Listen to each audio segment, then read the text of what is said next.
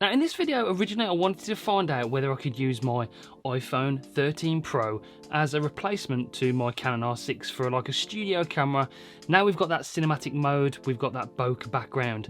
Can I use this camera to replace this £3,000 camera? Whilst trying to film that and trying to experiment, I found a few things out about cinematic mode that Apple probably didn't want you to know. So this is my original setup. This is what I use every single day. I've got the Canon R6 Sigma 35mm. I've got the Aperture 100X up there. I've got the Rode Video Mic Pro Plus, and it's perfect. I really like the look of it. The bokeh in the background is fantastic. It's got that 1.4 aperture. The sound is fantastic because the microphone is literally there, and it uses the preamps from the Rode rather than the Canon camera, which is notoriously not brilliant. So it sounds good, it looks good.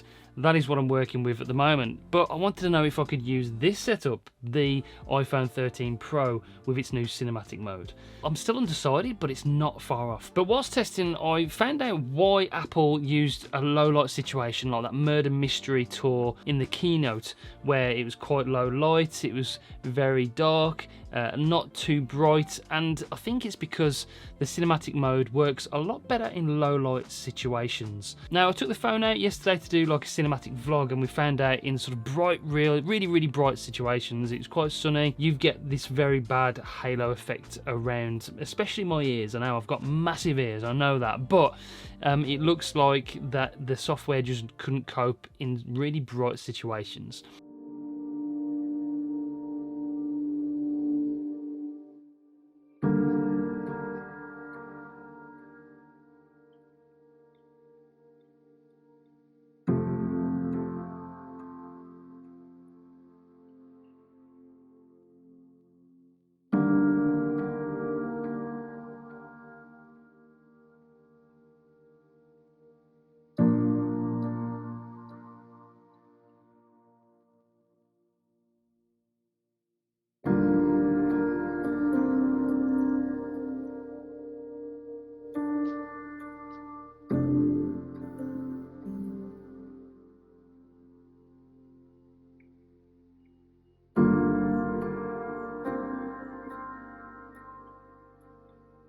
Okay then, how does cinematic mode look whilst vlogging?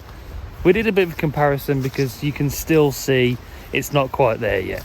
You've still got that sort of halo effect around the edges of me, I'm guessing anyway. We're in good sunlight, nicely well lit, and I did a comparison between this and the R6 with f2 as well, both similar apertures, and you can see the difference between like a proper mirrorless camera and this. You don't get that weird effect.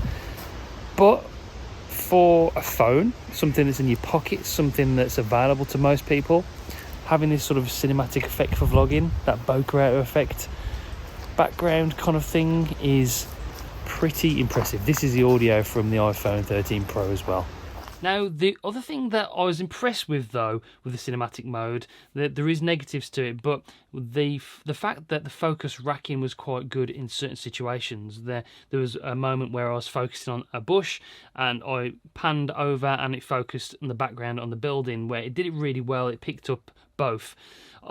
Further on down the line, as this cinematic mode progresses, I'd love to see some more pro features in the camera app where you can potentially slow down that focus racking, make it slower or faster depending on the situation that you're in. I've said in previous videos, I think it's time now we see more pro features in the native Apple camera app, especially now we've got these pro cameras and camera lenses in upcoming models of the iPhone in years to come. Hopefully Apple will sort that out. So to conclude, originally I hit on cinematic mode. I did say that I was a little bit disappointed with it, and in certain situations I am, but looking at this in a low light situation, could it replace my studio camera?